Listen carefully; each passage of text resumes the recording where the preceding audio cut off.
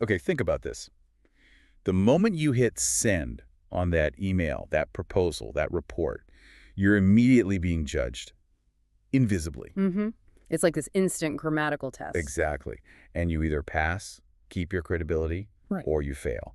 And suddenly, everything else you wrote is under suspicion. It's so true. We might think, oh, grammar, dusty old rules. But honestly, in the real world, the professional world, the academic world, they're like these high-stakes gatekeepers. And often that gatekeeper is just, well, it's tiny. An apostrophe. Especially when it shows up where it has absolutely no business being. Right.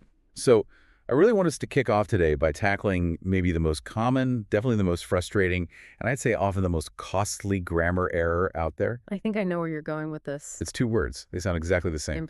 But one shows ownership, the other shows something's missing. Ah, the classic.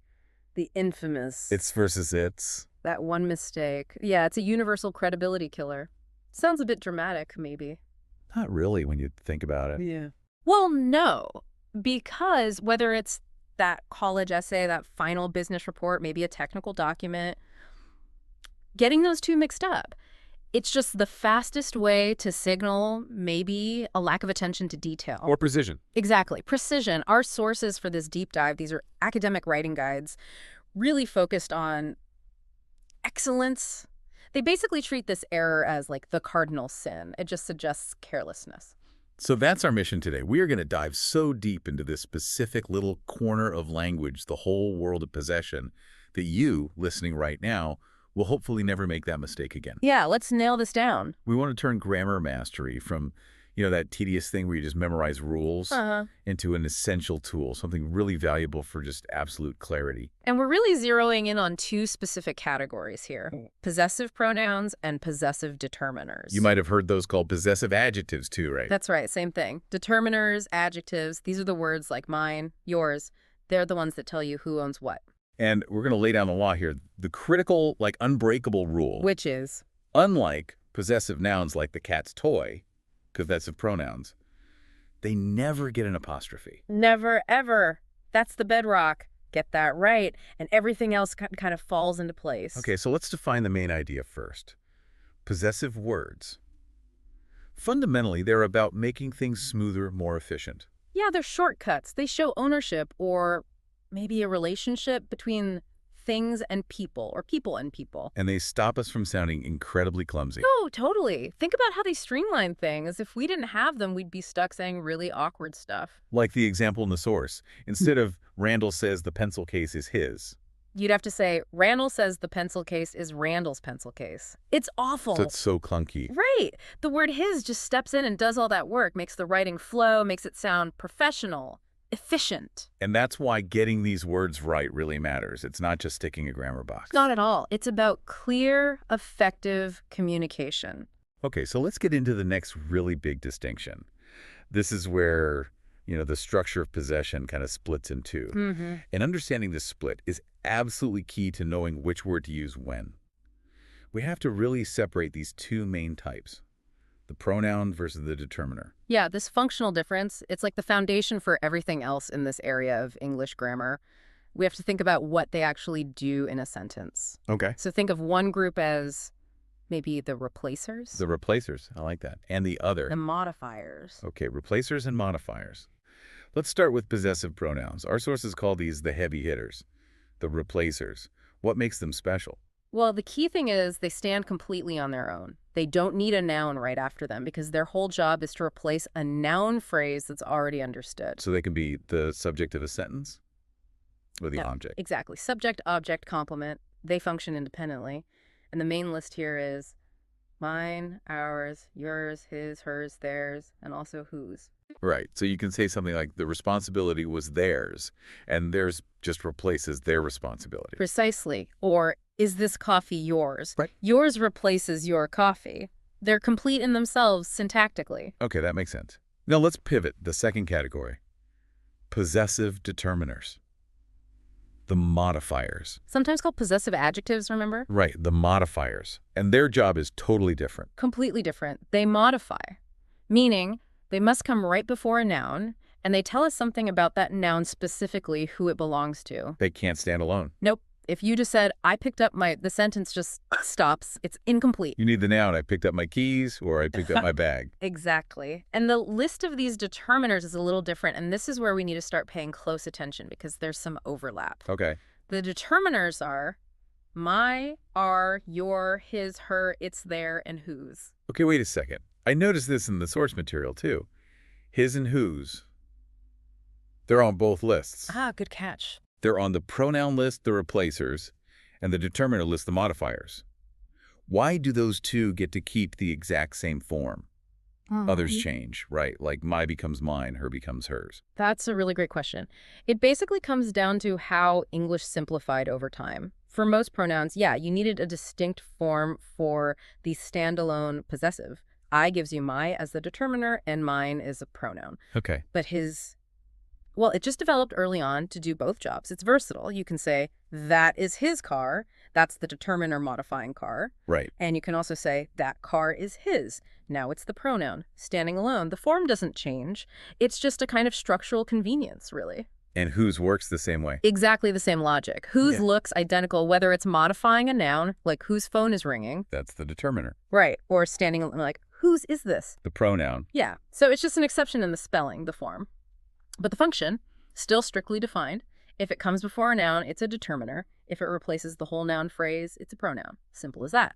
Okay, but that similarity in form for his and whose makes this next point even more important, doesn't it? Choosing which type of word to use, pronoun or determiner, is crucial for clarity. Absolutely critical. Because the pronouns, the replacers, stand alone. You should really only use them when it's already super clear what thing you're talking about. Right. The possession has to be obvious from the context. If there's any ambiguity, any doubt at all, or if you're just introducing the item for the first time, Then you must use the determiner. you must use the possessive determiner followed by the noun. Ambiguity is the enemy of good writing, especially academic or professional writing. The sources had a good example for this, didn't they? Yeah, they compared two sentences. If the objects say a questionnaire has already been mentioned, maybe you could write once each participant had finished theirs, using the pronoun. Okay, assuming we know theirs means their questionnaire. Exactly. But if there's even a tiny bit of doubt, the clearest, safest, most professional approach is always, once each participant had finished their questionnaire, use the determiner there, state the noun explicitly. Zero doubt. Perfect clarity. That's the goal. All right, so we've got the difference sorted between the replacers, the pronouns, and the modifiers, the determiners. Yeah. But what happens when we actually put these words into sentences, into the machinery of language? That brings us to the rules of agreement and maybe some deeper ideas about what ownership even means here. Yeah, that's a good point. First off, we have to remember that possession in grammar isn't always literal. It's not just owning a car or a book. Right. The sources were clear on this. It can be figurative. Totally figurative. It often just indicates a relationship or some kind of association or connection. Can you give us some examples of that non-literal kind? Sure. Well, relationships are a big one. She's my colleague. I don't own my colleague. Hopefully not. No. Or their neighborhood. It just shows association. It also covers more abstract stuff, emotional connections, like he really missed his hometown. He doesn't own the town, but it's his town in a relational sense. Exactly. Or the example we saw earlier. She thought no boss could be worse than hers. The pronoun hers just signals that professional relationship she had. It's all about the context, the association being made. Okay, got it. Now let's get technical again. Agreement. Starting with the antecedent. Right, the antecedent. Fancy word, simple idea. It's just the person or thing that possesses the item being talked about. And the rule is? The possessive word, whether it's a pronoun like hers or a determiner like her, has to match that antecedent. It has to agree in person, like first, second, third person, gender, inapplicable, and number, singular or plural. This seems fundamental, but people probably mess it up when they're writing quickly. Oh, all the time. But it's crucial. So if the antecedent is Diana, that's third person, singular, feminine, and the possessive has to be hers or her. Like, Diana says the car is hers. And if the antecedent was, say, the researchers? Then it's third person, plural. So the possessive has to be theirs or their. The researchers publish their findings. The grammar just demands that match. Okay, now here's where things get weird. I saw this flagged in the source material. They called it a subject-verb mismatch or something. Yes. The paradox. The subject-verb agreement issue when a possessive pronoun is the subject of the sentence. This feels really counterintuitive. It absolutely does. It trips almost everyone up because it kind of breaks the normal logic of subject-to-verb agreement. So what's the paradox? Okay, here it is. When a possessive pronoun, mine, yours, hers, theirs, etc., is the subject of the clause, the verb, whether it's singular like is or plural like are, agrees with the thing being possessed, not the person who possesses it. Wait.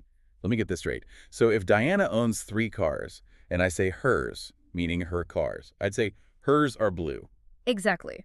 Are plural because the possessed things, the cars, are plural, even though Diana, the possessor, is singular. That feels so backward. Why does grammar work like that? Is there a reason the academics flag this so strongly? Well, it might feel backward, but it's actually necessary for the sentence to make logical sense, especially when you're comparing things.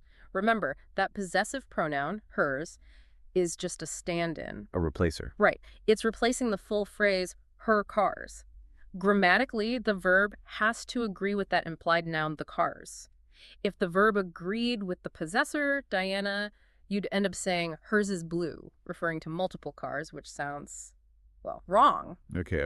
I think I see the logic. Even if it feels odd, we need those examples from the sources to make it stick. Definitely. Here's a classic comparison. Her favorite color is purple, but mine is green. Okay, mine is the subject pronoun. The verb is singular. Because the implied noun being possessed, the color is singular. You wouldn't say my color are green. No, definitely not. Okay. But if the things possessed are plural. Then the verb instantly flips to plural. Let's say we're talking about pets.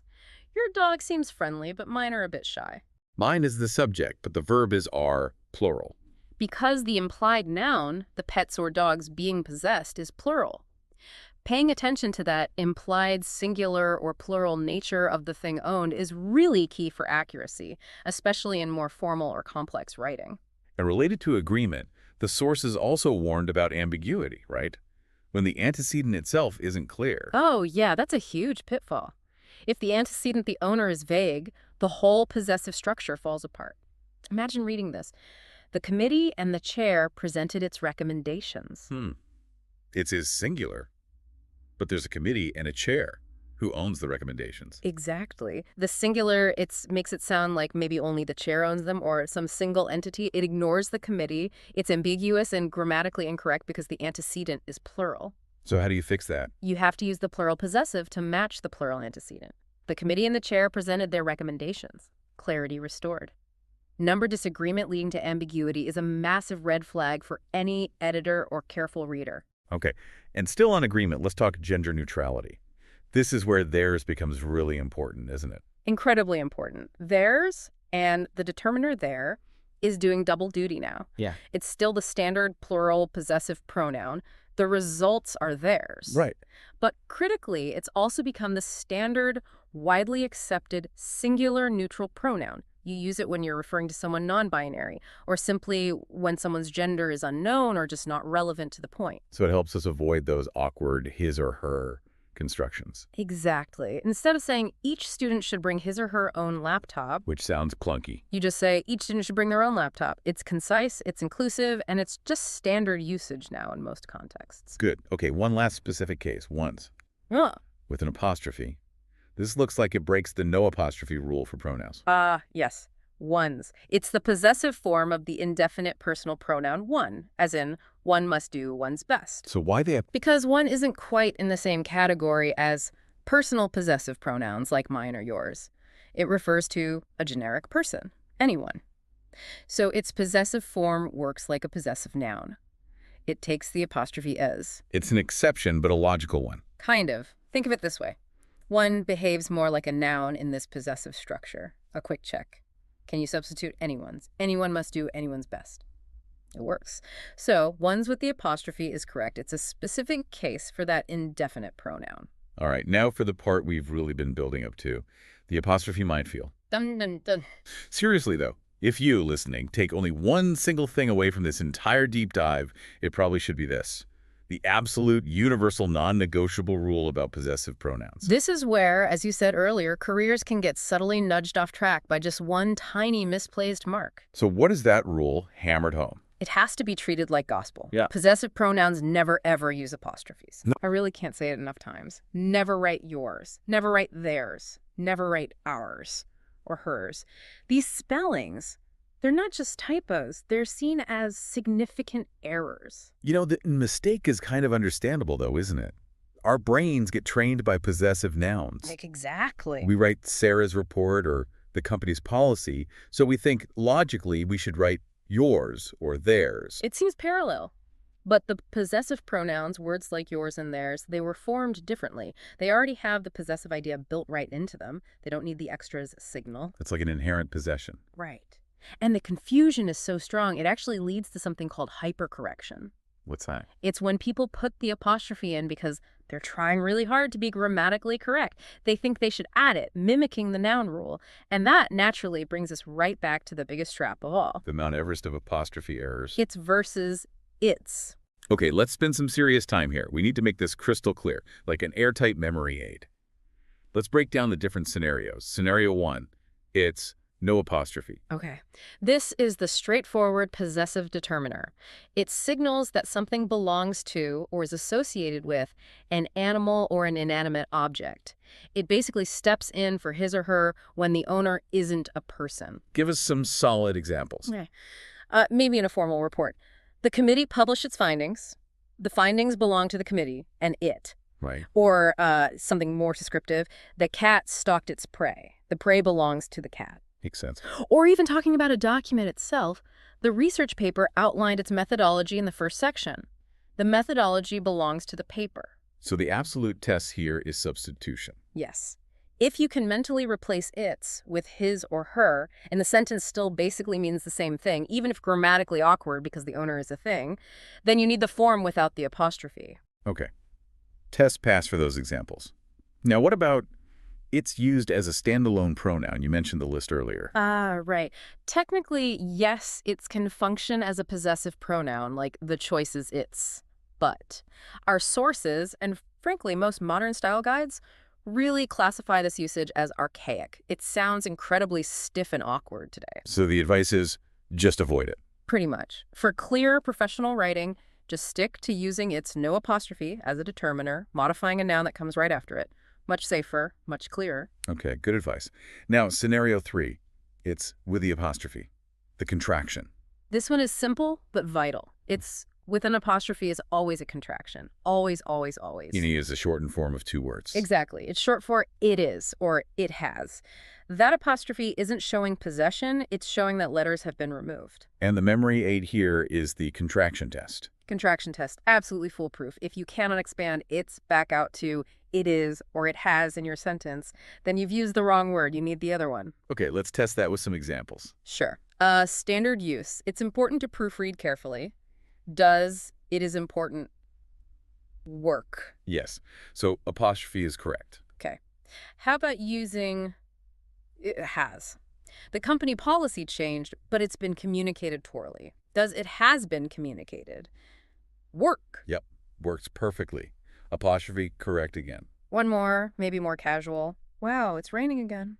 It is raining again. Check. Yeah. Apostrophe needed. See? The test works every time. It seems so simple when you lay it out like this, but man, when you're typing fast, that little apostrophe just seems to leap onto the keyboard sometimes. Doesn't it just, and the exact same pattern, the same confusion happens with whose versus whose. Right. Same trap, different words. And the solution is the same. Apply the contraction test. Whose, W-H-O-S-E, no apostrophe, is the possessive one. It asks about ownership or relationship. Whose idea was this? You asking who owns the idea. Right. But whose, W-H-O'-S is the contraction, short for who is or who has. So if you try the test, whose idea was this? Sounds instantly wrong. You know you need whose. Conversely, if you ask who's presenting next... Who is presenting next works. So who's with the apostrophe is right. It's the same logic, the same test. If you can expand it, use the apostrophe. If you can't, don't. So the ultimate takeaway, the thing to carve into memory. Possessive nouns, like the manager's decision, need an apostrophe. But possessive personal pronouns, hers, ours, yours, theirs, it's absolutely forbid one. Nail that, and you've conquered the biggest part of the apostrophe minefield. Oh, okay. Moving into slightly more advanced territory now. We should probably spend a bit more time on the word whose. Right, because as you mentioned, it's on both the pronoun and determiner lists, same form, but its function is quite unique among the possessives. It really is. What's interesting, as the sources point out, is that whose isn't actually classified as a personal pronoun, like mine or yours. It's more of a grammatical utility player. A hybrid. Sort of. It primarily works in two main non-personal ways, as an interrogative word. Meaning it asks a question. Exactly. Asking a question about ownership, either directly or indirectly. Okay, so directly might be, whose coffee cup is this? Yep. Or indirectly. We need to figure out whose responsibility this is. Still querying possession. Okay, that's the interrogative function. What's the second main role? Its second big job is as a relative pronoun determiner. Relative, Yeah. meaning it relates back to something. Precisely. It introduces a clause that gives more information about a noun that came just before it, the antecedent. It acts like a connector, linking the description to the noun. This is where you see those more complex, sophisticated sentences. Definitely. Here's a classic structure. The researcher whose funding was cut appealed the decision. Okay, so whose funding was cut part tells us which researcher we're talking about. It relates back to researcher. Exactly. And the relative whose is incredibly useful here. Think about how awkward it would be to rephrase that without using whose. You'd have to say something like, the researcher appealed the decision. His funding was cut. Or her funding was cut. Or maybe the researcher, the funding of whom was cut. Yeah. That becomes really clunky really fast. It does. Whose just streamlines that kind of complex description elegantly, and it works perfectly whether the antecedent is male, female, or neutral. Very efficient. Okay, good point. Now, let's tackle another one of these higher-level grammar moves.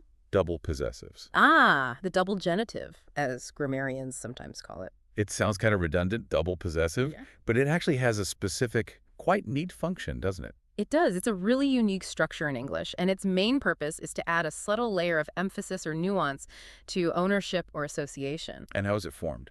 It combines the preposition of with either a possessive pronoun, mine, yours, hers, theirs, etc., or a possessive noun, Martina's, the Smiths, etc. So instead of just saying, she's my friend. You use the double possessive, she's a friend of mine.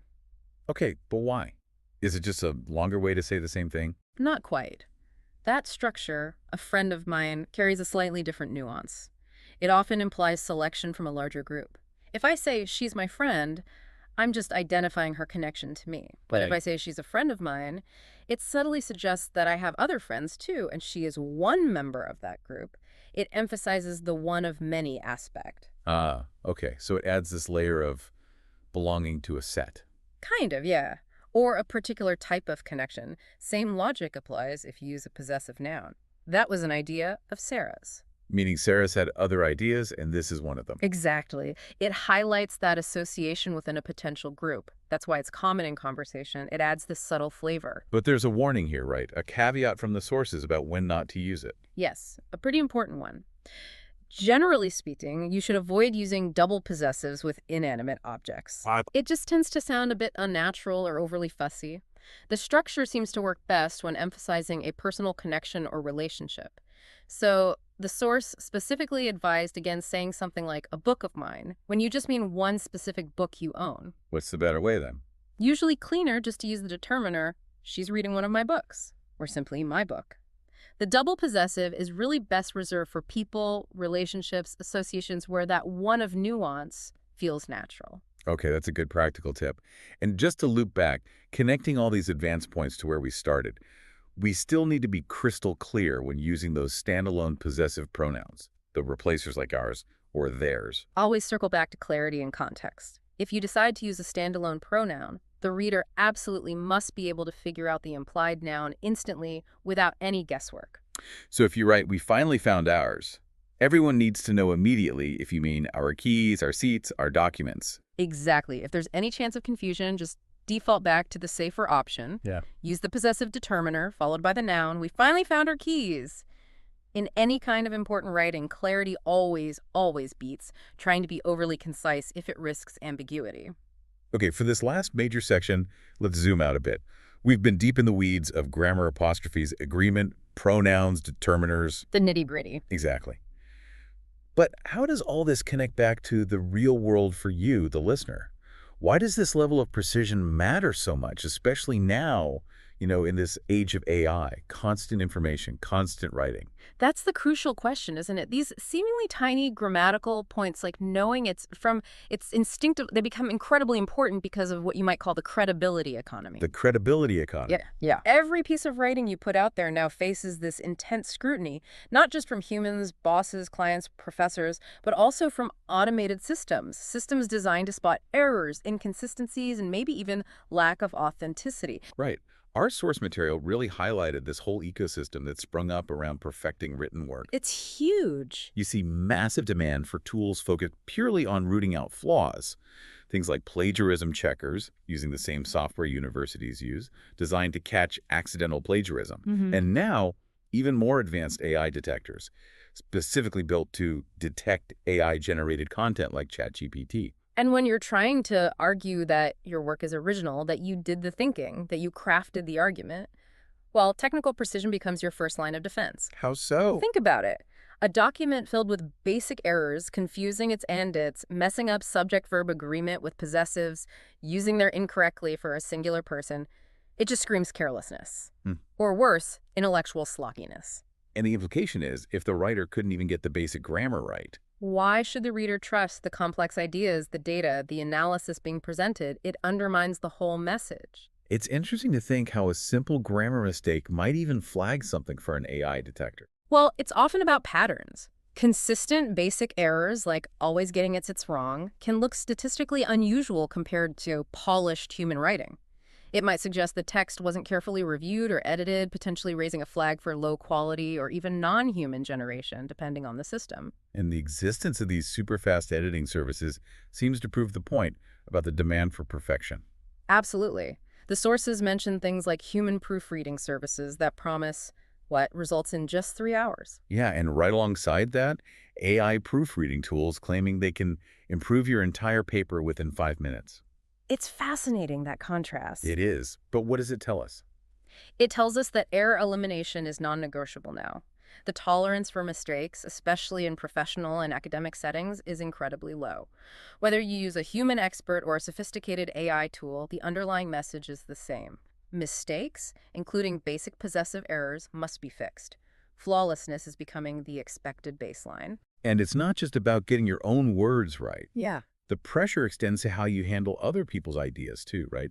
With citations. Oh, massively. Think about all those citation generators listed in the sources: APA, MLA, Chicago, AMA, IEE, ACS, all these different styles. And citation experts offering to improve your citations. Getting citations perfect is basically the ultimate act of respecting intellectual property, acknowledging who possesses the original idea.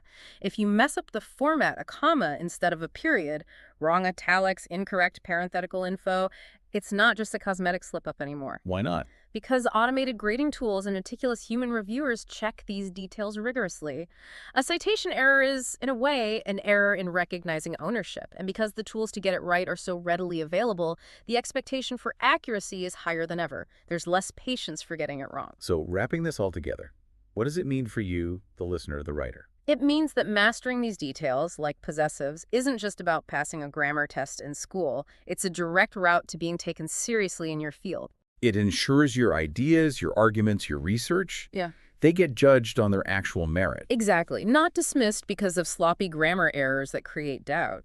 Precision signals professionalism. It signals rigor. It tells the reader, you cared enough to get the details right, which implies you probably applied the same rigor to your actual ideas. So in this world overflowing with content, where speed seems paramount, the ability to write clearly and correctly the first time, You just know the difference between it's and its without even thinking. that's moving from being a nice-to-have skill To being a fundamental, mandatory professional asset. It's about maintaining authority and credibility with every single word you write, whether that's a quick email or a major thesis. Okay, that really brings our deep dive into mastering possession in English toward its close. Let's just quickly recap the absolute must-remember points. Right. First, that fundamental split. Possessive pronouns like mine and yours stand alone, they're the replacers. Possessive determiners like my and your need a noun right after them, they're the modifiers. Second, the golden rule, the unbreakable law. Possessive pronouns never get an apostrophe. Never, ever. Especially watch out for its versus its. Remember the contraction test. If you can't say it is or it has, don't use the apostrophe. That solves 99% of the problems right there. And don't forget that quirky subject-verb agreement twist.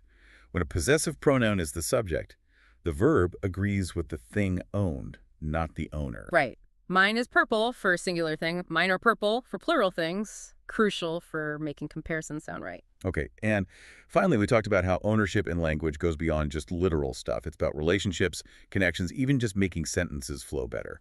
Thinking about that context we just discussed, all those writing tools, the AI detectors, the sources even mentioned something called an AI humanizer. Right, a tool designed specifically to make AI-generated text sound more natural and human. So here's a final thought to chew on. If the whole point of possessives mine, yours, theirs, is to clearly mark out who owns what, who originated something, what happens to that concept when the lines get blurry? When we can use tools to make machine writing indistinguishable from human writing? When we can no longer easily tell if the words we're reading, or maybe even the words we're generating with assistance, are truly, well, our own? Hmm. If a machine can mimic human style perfectly, fix every error, does that change what intellectual possession even means? The ultimate mind, especially when that ownership is constantly being shaped or polished by AI. It's something to think about, isn't it? When technical perfection can be achieved almost instantly by a machine, maybe the real challenge for you, the human writer, shifts. Maybe it becomes more about asserting genuine authenticity alongside that precision. Definitely food for thought, something to consider as you go out and confidently apply all these rules of possession in your next piece of writing. Absolutely. A fascinating place to leave it. Thanks so much for joining us on this deep dive. We'll catch you next time.